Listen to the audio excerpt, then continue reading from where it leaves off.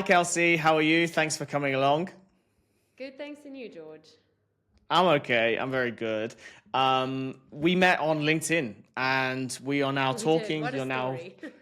uh-huh. And you're now part of the community, the visibility growth community, and now we're producing content together. So yeah, I think what you work on and has really introduced us and has been an important factor in us meeting. So it's going to be great to talk to you today about what you do, who you help, and all of that stuff.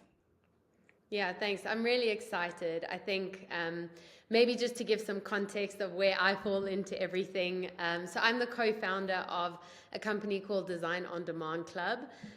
We essentially have two separate companies. One is fractional marketing, which is Untamed. The other is Design on Demand Club. And that's by Untamed, but they operate as two separate companies. And so we have this beautiful blend of marketing, of design. Design on Demand is like your monthly Netflix subscription, but for design. And so we've had all of these different complexities, different companies, different types of industries that we're working with. But we have a very solid marketing background and now in design brand, kind of pulling it all together, creating beautiful visual storytelling. So for me, at the forefront of everything that I do, I'm really passionate about stories. And my thing is, I'll always go back to like, I want to turn honest conversations, honest stories into revenue driven content.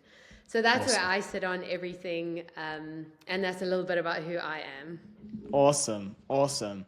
Yeah, I think as we've set up our business 6 years ago, and as we've gone along the journey, we've really discovered more and more the power of kind of creating content together and social media and brand. It's become more and more important. But I think our journey has been that we were trying to figure out who we were as a marketing agency. Previously, we were full service, and now we've refined everything down to purely paid media.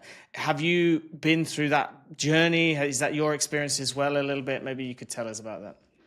Very much. It's actually funny. I was in a call this morning and I was talking about how at a stage we kind of wanted to be all things to all people, but we noticed how we watered down who we actually are, to your point. And so now we've kind of refined everything. I think we also started around 6 years ago, so we're about 6.5 years old. And we started as a social media agency because we saw a gap in the market in South Africa, which is where I'm based.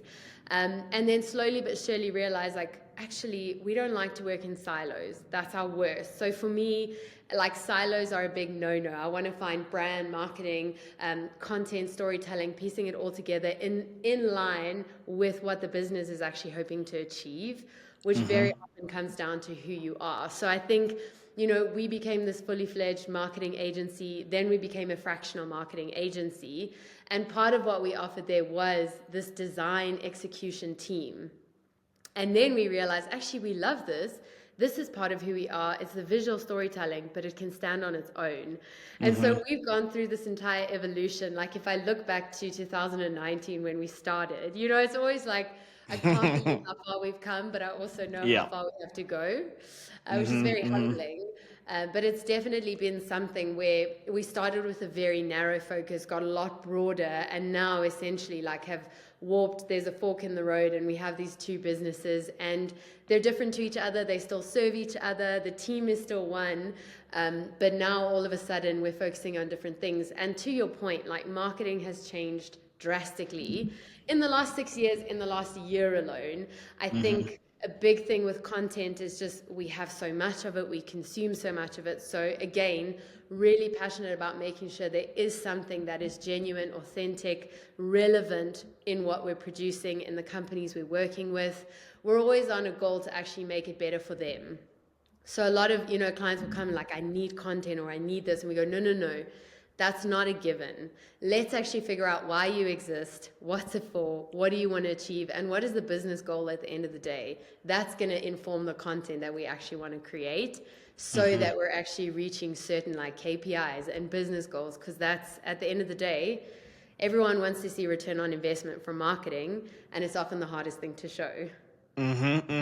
Sure. And people obviously have the idea that they need content. Their competitors competitors are doing it and they see it everywhere and they want that. It's on their list of things that they want. So it's good that you kind of maybe pull back those marketing managers, business owners to really focus on why are you going to create it? Because if you focus on that, I suppose the authenticity comes out and the real true stories of that business in particular, rather than just be a copycat of all of your competitors. Because if you, I suppose, copy them, you just blend in with them. So it's good that you kind of hold them back and maybe hold them back from just creating content straight away for and the really, sake of it. yeah, sure. Yes, because a lot of the time, I mean, we had like a very clear case. She's constantly looking at her competitors, but we found that the more that happens, the more she's actually losing who she is and the uniqueness that she brings and what is her unique selling point. And so I think it's very difficult when it is always good. Like we learn from our competitors, and I think that's a good kind of perspective to have. It's a learning. I want to learn from my competitors. I want to see what they're doing, what they offer.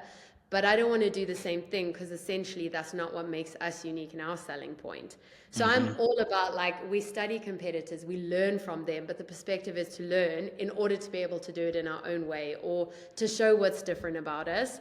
Because I think the more, and I mean, it's that competition thing, but it's also that comparison thing. I think the more you can focus on your competitors, you're comparing yourself more. And I find that a lot of the time, founders, especially startups, like they can get lost in the competition because they're so focused there and they lose sight of what they're actually doing. And to your point, like we are very big on the why behind the what. Like, why are you doing this? Bring it back. If we're going to do like a 90-day strategy roadmap with clients, we're always like, so why are you doing this? What is the point? Or is it just, oh, I saw my competitor do it and so now I'm going to do it? It's like, that's never going to be sustained. You're going to try and you're going to fail, which is sad, but it is because like it's not built on a solid foundation. Sure. No, great advice. Absolutely. I think, in the beginning, and it was certainly true for us, is that you're going through a mental battle in terms of starting up a business and you're trying to find out who you are. You're trying to compete with lots of other businesses and you're trying to aspire to be at their level.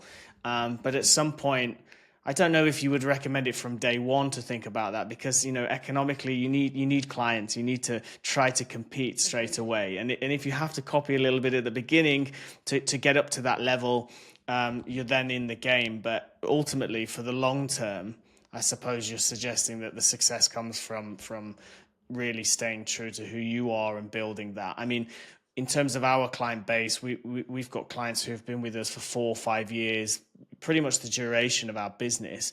And we've stuck true to our values in terms of serving the client and not overcharging. And, if we're over servicing, we don't necessarily charge for that. And I think our core client base has really stuck with us throughout this journey while we've been figuring things out. So for us, it's worked from that sense. But from a branding and marketing and visionary point of view, I think that's taken longer than it should have for us to be able to get there, but we're getting there. But no, I agree with those things you mentioned. And just in terms of what you're saying, like, I think it is an evolution.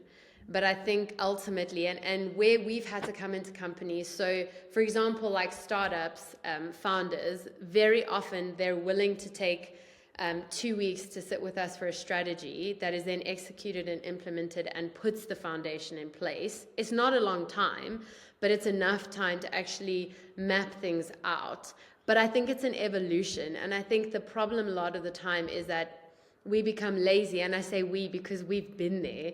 We become lazy to keep to our actual values and standards. And sometimes then you get the question of, do you just say yes to work because you need work? Or do you bring it back to alignment of what your values, your goals, your visions, that sort of thing?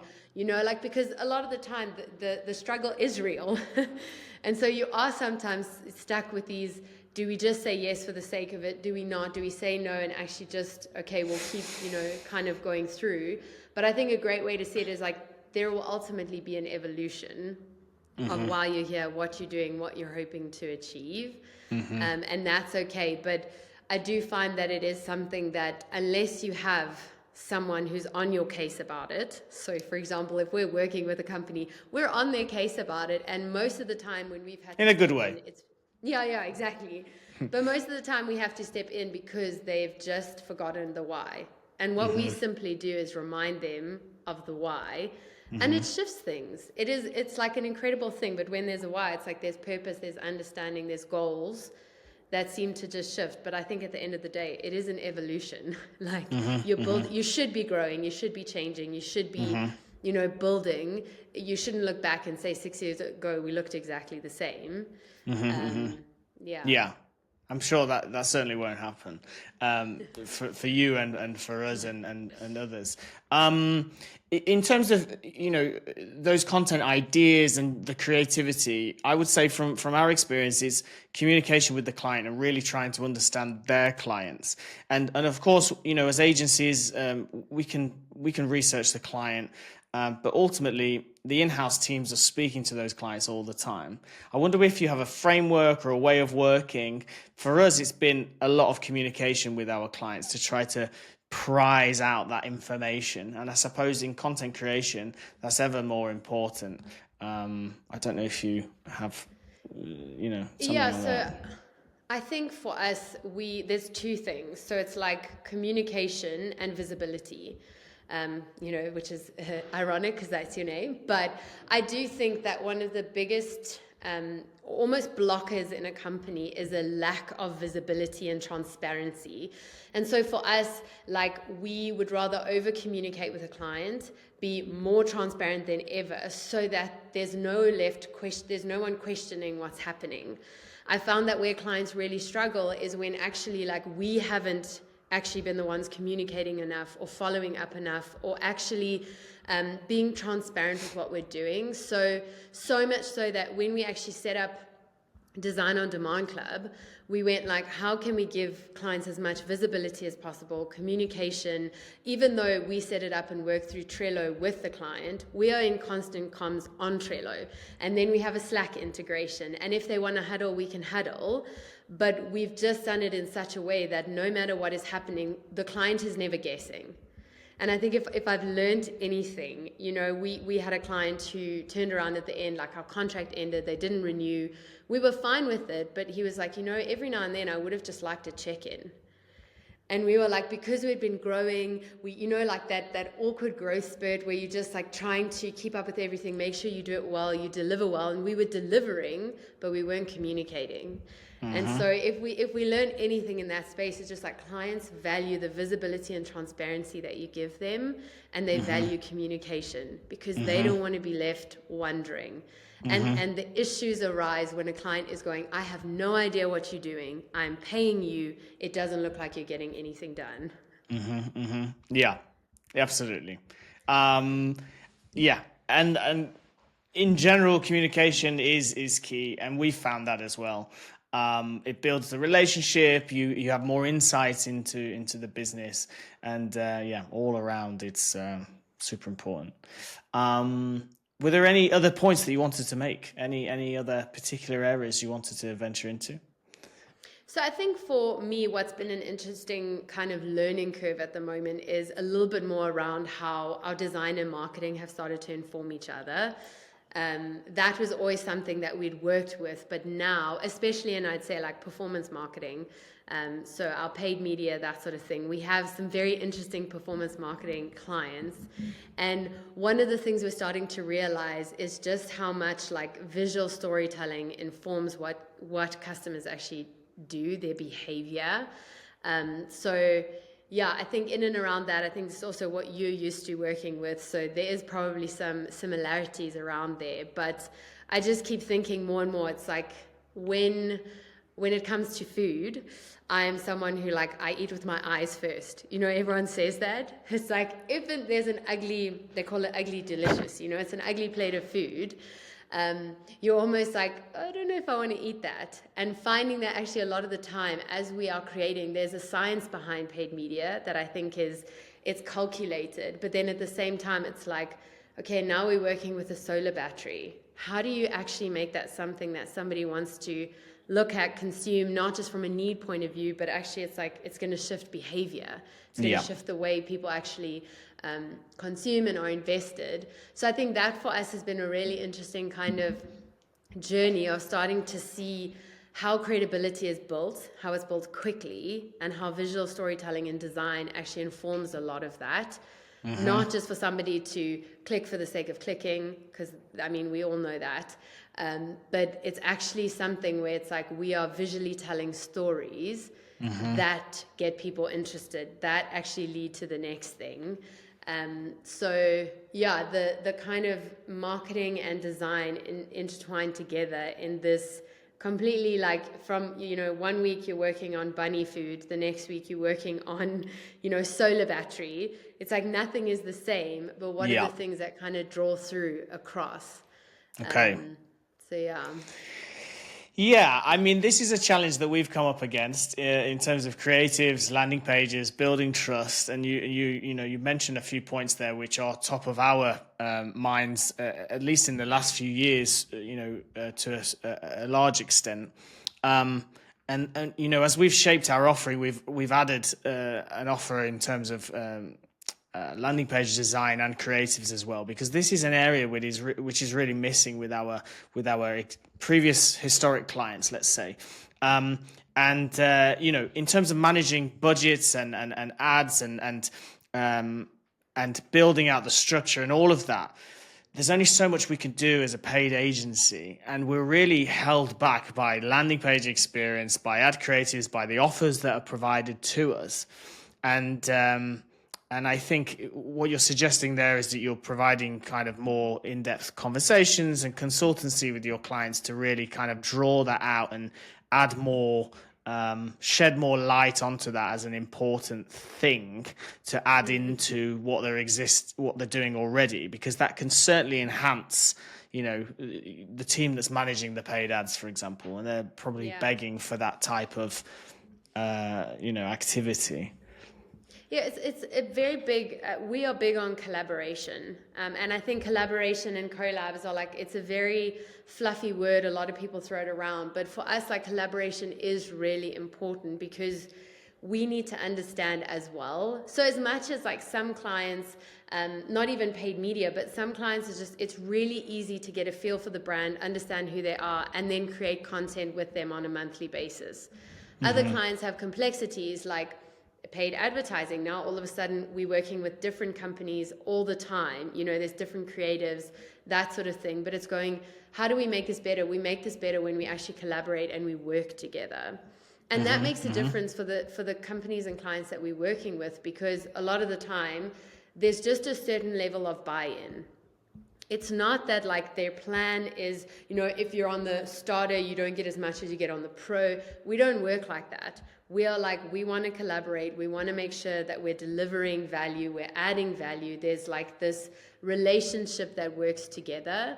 But I think the collaboration part is key. Like that's what so many, for us, like founders, startups, even really well-established companies, like they're looking for not just a pay us as an agency, because let's just admit that agencies have bad reps that we're constantly trying to, change perspective. Yes, overcome. But it really is something where it's like the collaboration for us is a difference. And so when a client says, hey, do you want to collaborate with us? Do you want to be a part of a briefing, for example, of a video you're going to edit? We're like, yes, please. Why? Because it's going to help us do our job better, deliver better results. But I think it's almost like finding those elements that you can collaborate on and doing it together. Sure. Yeah, and that's the thing, you know, you've got crossovers, you've got, you know, potentially the marketing manager, they're working with multiple different agencies and trying to manage that and steer the way and getting everybody to be friends and collaborate together. You know, it's tough for them, but it's great that you've got that approach. And like you say, it helps everybody. And, you know, if you're just in those meetings, giving your honest advice, your honest in terms of suggestions on a way forward, and then those are on the table, and it's up for the powers that be to make those decisions to see which way they want to go. But yeah, I mean, you know, from a paid perspective, if we have multiple different variations of imagery, you know, we're going to be able to do lots of different tests and feedback that data, and then try to do more of that stuff that works. So, yeah, I think your approach sounds a really great one for marketing managers, especially, I would say. who are really Yeah, busy and would like everybody to be working aligned together. together. Yeah. But I think to your point, like the data is very important. Making sure that we're also getting report backs on what is working, what is not, especially if it's just the Design on Demand Club. It's like we welcome that kind of feedback because we also want to understand the data. We want to understand, hey, this actually did better than that. Okay, cool. Let's try and figure out why. Let's work through that because it changes how we create. And as you'll know, like a lot of the time, you're doing different variations of the same thing, which really does actually test creativity because you still have to find a level of creativity by just changing up, different elements, different things. So I think for us, it's also a really great like, okay, what does your creativity look like? How do you stay creative when you're working on similar things, different variations? It's like we've all heard the same line a million times, but now it's like, okay, how do we actually keep bringing that to life in a fresh, new visual way? So to my point, we were working with it was like rabbit food, bunny food, and one of our girls was just like, why are these bunnies giving me anxiety? Like bunnies shouldn't be giving me anxiety, but it's just like because of the amount of variations, it was very tight deadlines. And it's just like it's going to challenge creativity that you didn't even know was there. Working with like very, very interesting, paid media is Niche. always like, Yeah. yes. And then she's like, rabbits shouldn't be making me feel this way. But it is also good because it stretches you to be able to, design and work in a number of different industries, spaces, companies. Yeah. Yeah, the creative side is a mystery for me. I think from my experience, I feel like I understand, and when I see something, I can see that it pops, right? But for me to come up with those ideas, yeah, it's totally out of my comfort zone. But ultimately, when marketing managers and marketing teams are presenting their ideas to the board or to the management, data and testing has probably got to lead on the longer term strategy or medium term. So yeah, I think it's good that you work with agencies and you try to pull those reports together and that data, because ultimately marketing managers are going to have to provide evidence for why they should continue to go down a certain path. But yeah, I can really see the value in terms of when you say about storytelling and but I think it's a whole area and a mindset shift perhaps for marketing teams to really start to value that. It's very easy to just focus on certain keywords and but actually there's just way more depth to marketing where you can create desire and actually encourage people to purchase more or purchase again and to buy into who you are and your team and all of that stuff, and telling that story of your brand is yeah, it takes, I think, certain marketing managers really lead with that, and some lead purely with other areas. But yeah, I imagine that you have those conversations where you explain examples of companies you've worked with and how they previously had a less creative approach to their marketing and how they were able to improve things. I imagine you Yeah, talk about that. definitely. And I mean, even so, like at this point in time, we know that the competition is so high. So it is a case of like understanding at the end of the day, also if people are faced with, two of the same ads that look different, that tell a different story, also understanding the consumer is so important. And that for us is like, because we have the marketing side, we understand. I'm big on consumer behavior. I think that fascinates me. So it's also like the psychology, the behavior, everything behind it. In just going, hey, like you actually have to understand that competition is so high that the stakes are really high at the end of the day, and we have to figure out a way to reach your desired audience in a way that they will actually relate to. I can't expect them to be interested in something that actually is not what they relate to. It's not what they're interested in. It doesn't evoke any kind of desire within them. So I think that is really important. It's not about, again, just creating the content for content's sake. It's like creating it through the lens of understanding who the audience is. What are they going for? What are we trying to achieve? Because that informs the way that you create, and understanding that competition is high. So is it a case that you sit down with your clients and go through that as a whole process to pick out that information, those ICPs and buyer behaviors and this psychology, psychographics? Is that something that you work on initially before you then go into the design stages? It depends on the client, and it depends like who we're working with. I think for us, we are quite big on research as a team and like independently. So I think part of it is also where a designer is given a task, it's up to them to also go and actually understand. And sometimes you're given an umbrella brand, right? So you're given, here's the umbrella, there's all these brands underneath it. Now we have to be in a place where we can distinguish, we understand the language under each, what is driving each. So for us, we always start with clients when it comes to their brand, the brand guidelines, the messaging, everything will always be our starting point, because without that, it doesn't inform what we design. So we are really particular, like we are those, like the brand police. It's like, okay, but you're not giving us enough of this. We need some clarification, which comes to the collaboration and working together and all of that. But number one starting point for us is always like, give us the brand, tell us about the brand. Before you can do anything else on our board, that has to be your starting point. Well, it was great talking to you. Kelsey, thank you so much for coming along. I learned a lot from that, and I think, I'm going to reevaluate what we're doing now again, because it's not creative enough. No, thank you so much for your time and for your insights, and speak with you again soon.